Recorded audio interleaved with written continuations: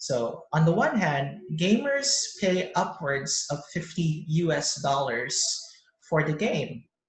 So the logic here is they invested a lot of money in purchasing the game. So most likely they're going to play the game over and over again. And if they play the game over and over again, then the exposure of the product or the brand in the game will be more than once. In fact, it will be multiple times. Okay. And the other perspective is this. Even if you embed brands or products or ads in the gameplay, like there's a billboard or a poster somewhere in the game and there are brands being promoted. On the downside, some people feel it's not that effective because when people play these games, they are super immersed in the game to notice the ads. Okay, so on the one hand, they believe it works because people will want to get the most out of their money and they're going to keep playing the game again and again and keep seeing the ads again and again. On the other hand, some people say it doesn't work so well because when gamers are playing the game, they're super focused on just playing and they don't notice the advertisements. Okay, so that is advert gaming. Next on the list are three terms, and they're very familiar to you, I'm sure, especially the viral term. So we have WM, or word of mouth, then we have viral or buzz. So before we talk about these three alternatives, let's define first what we mean by impressions in the context of advertising. And Desilu, could you read the first item about impressions?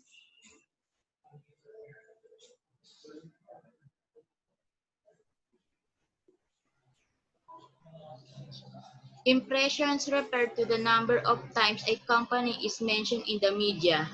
Okay, so simple as that. The number of times a company is mentioned in the media. So every time they're mentioned, that's what we call one impression. So if there are like 100 impressions, then they've been mentioned in the media 100 times. Okay, so what's the connection? Why did we begin the discussion of this slide with impressions? So it says in the second item, rather than pay for every media impression, advertisers, what they can do is they can influence their customers to work with them to create media impressions. Okay, so this is interesting.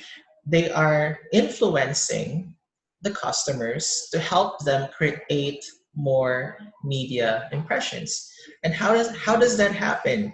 So the first way is WM or WOM or word of mouth. So word of mouth, obviously, it's just people talking and talking about an ad they've seen on television or about something they've heard on the radio. Word of mouth is people sharing stories about the product, about the brand, or about the campaign. And if you look at the picture in the slide, you have there a water cooler. So in the Philippines, we just call it a water dispenser. But this kind of dispenser, it's a water cooler. It's used to cool water and then dispense it or provide it to people. And in an office setting, especially in America, usually when people take a short break for a glass of water, they end up talking about things. And this is what we call water cooler conversation. So word of mouth can take place in even a short amount of time, like a brief break from work. So during a water cooler conversation, people can share stories about the product, the brand, or the campaign. Okay, so the first of the three again is WM or word of mouth. And we proceed to the second, and we have viral marketing.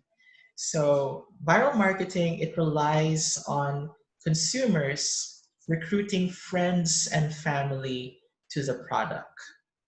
Okay, so you have to give the consumers a really good reason to involve their friends and family with regards to the product. So what are some examples of that? Mark, could you read the second item, please. What are the examples for viral marketing?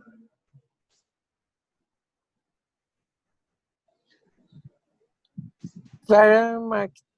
Ito, sorry, una, no? The second one, Mark. Example includes shared minutes, cell phone programs, and online ads, remarkable enough that people will want to send them to their friends. Okay.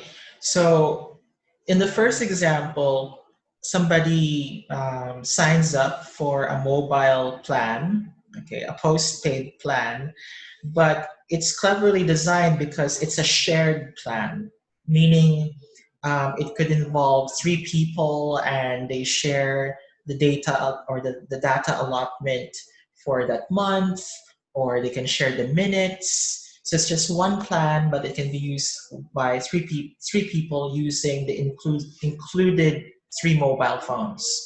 So in that sense, it's viral marketing. You know, you start out with just one person hearing about this plan, but you automatically draw two other people into becoming subscribers to that that telecommunications network. And then the second thing Mark mentioned is the online ads. But these can't be just ordinary ads, they have to be remarkable online ads. So much so that people want to share them repeatedly on social media, like Facebook, for example.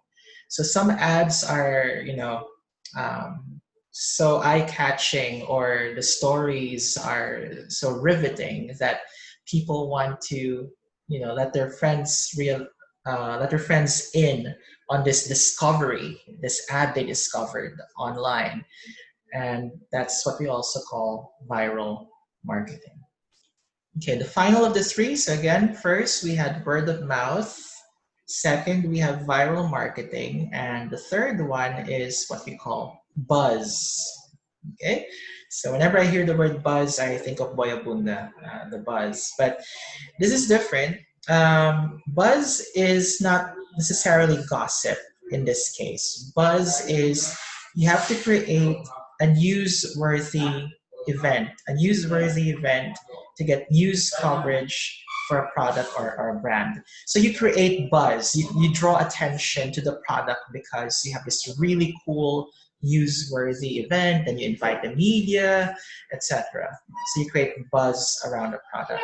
This is very effective if you're launching a product, right? So if you want to get as much attention as possible to the product, so you have to create buzz. So it could be a concert, it could be, I don't know, like maybe fundraising for a cause. So it sounds very um, altruistic or very generous because they do a fundraising. But when you think about it, it's also clever because it creates a very good perception about the brand, but at the same time it creates a lot of buzz. People will write about the event, and by virtue of that, when people write about the event, their readers will hear about the event and they'll also learn about the brand or the product or the company behind that particular event. Okay, so viral marketing, word of mouth, and buzz. Okay, so one really good example of a newsworthy event, or creating buzz, generating a lot of buzz, is the film The Blair Witch Project. And I don't know if you've seen the very first Blair Witch Project movie, the original, or maybe you've seen the sequels. But the basic thing here is that the filmmakers, they spent $22,000, but they made $248 million at the box office. So how do you do that? How did they manage to bring in a lot of money at the box office? So they had a buzz campaign, and the short version is that they made it seem like the movie was a real event. They created a website. It looked so authentic, about the legend of the Blair Witch, and people honestly thought that there were really three young people who were missing. as you can see in the picture. So at some point, but this was like early in the century. I think if they tried this now, it would be so easy to figure out it's fake. But back then, there were actually people who thought that the Blair Witch was real, like a real legend from a real town, and that there were really these three youths who were missing. And because of all that buzz, when this movie came out, they flocked to watch the film. Okay, the producers cleverly perpetuated the idea that the movie was a true documentary, and it was so simply made. I mean, there were some shots, I guess, that were almost like selfie shots, but it made it also seem like real footage. Like these three, if I remember correctly, they're like college students or something. They went into the woods and they got lost, and what was found was their camera, and the footage was pieced together, and it created this supposed documentary. But the reality is, it wasn't a documentary. It was actually a feature film. Okay, but because of the buzz campaign around this story, so many people watched the movie. So imagine, it made $248 million at the box office. Okay, so word of mouth, viral marketing, and buzz. Okay, now going back to something connected to advert gaming, we have what we call virtual worlds. Um, the thing about virtual worlds is that it's not so clear if it's a game or not, because it's literally just making a digital representation of yourself, or what we call an avatar. And then yes, you can play in this virtual world. Like for example, the Second Life. That's one of the titles that is a virtual world. But at the same time, people just interact through their avatars with other people. It's almost like they're living in this virtual space. So it's not just playing games while they're in this virtual world. So that's why there's a separate category for advert gaming, and another, excuse me, and another topic about virtual worlds. Okay, so it says here in Second Life, there are literally virtual communities with avatars or 3D graphics of people, and they're basically living there. Their avatars are living there. And these avatars are elaborately designed, are very detailed characters. They can be fantasy figures, they can be idealized men or women with exaggerated quote unquote attributes. So, what do we mean by attributes? If you create your own avatar in a virtual world, for one, you don't even need to make the avatar your own gender. You could be a man and have a female avatar, you could be a woman and have a male avatar. But more than that, you can exaggerate the attributes of your avatar. It doesn't even need to look like you. It could be a muscular man, or a really curvaceous woman. So in a way, these virtual worlds are like a form of escape. It's escapism, where people who might not be, I don't know, so happy with how their day went in the real world can spend their time in a virtual world and interact with virtual people doing virtual things. So that's what we mean by virtual worlds. Now, what's the connection to advertising? So if you look in the picture, there is in the back like a billboard in the virtual world for a record label, a music company. So again, the more people spend their time in the virtual world, the more they'll be exposed to these virtual world billboards or posters promoting certain products or services. So whereas advert gaming is exclusive for playing games, virtual worlds are also just socializing, being part of a virtual community.